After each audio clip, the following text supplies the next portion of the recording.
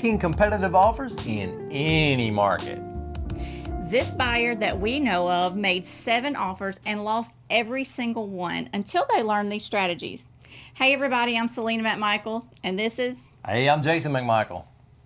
Hey, whether you're in a crazy seller's market or a balanced market, there are specific tactics that get offers accepted without overpaying. That's right.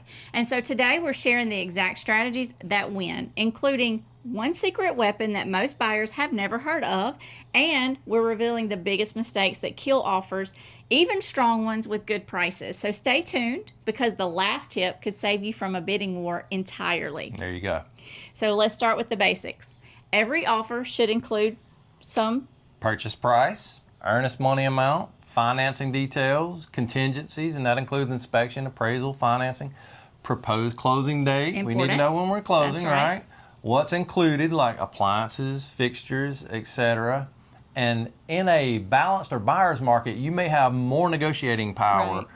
You might offer 5 to 10% below asking price as a starting point, right? Standard contingencies for protection, like a reasonable timeline for inspections and financing. Ask the seller to pay your closing costs.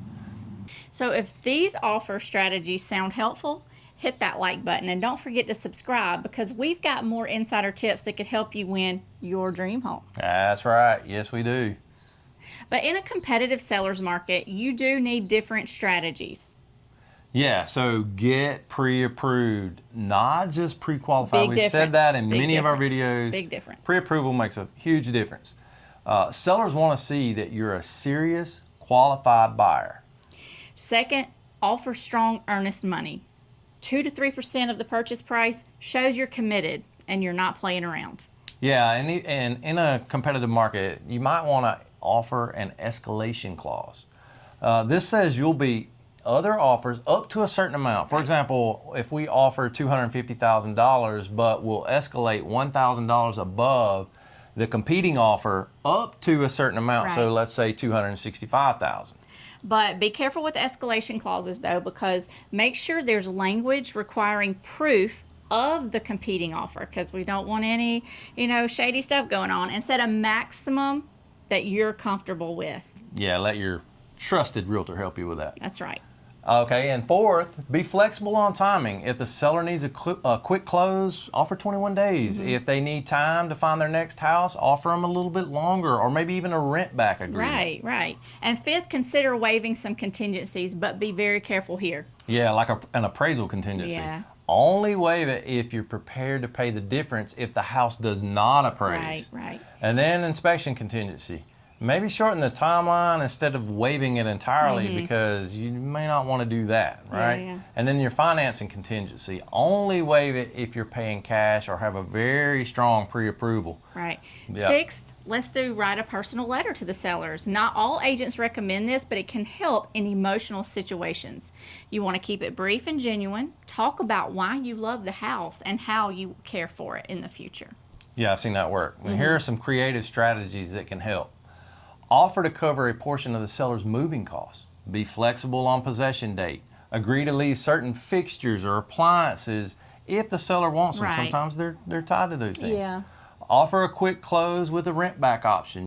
But what not to do in a competitive situation.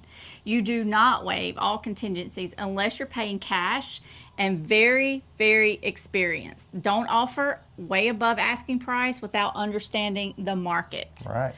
Don't make verbal offers. Everything needs to be in writing for sure. And do not lowball in a hot market, because you're just going to annoy the seller and probably insult them as well. Yeah, here's an example. House listed at $300,000. You love it, but expect multiple offers. Strong offer might be offer $310,000 for the purchase price. Maybe do a $9,000 earnest money check, a 21-day close, an inspection contingency, but only 5 days to complete. Yep, and then an escalation clause up to $320,000. Pre-approval letter attached, right? Yes. Flexible on the seller's personal property. Remember, the lowest price doesn't always win. Right. Sellers want certainty and the deal to close. A slightly lower but cleaner offer often beats a higher and risky offer. Right.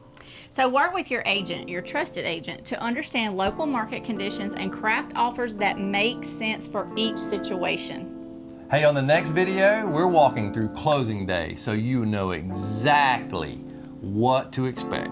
Don't miss it. See you next time.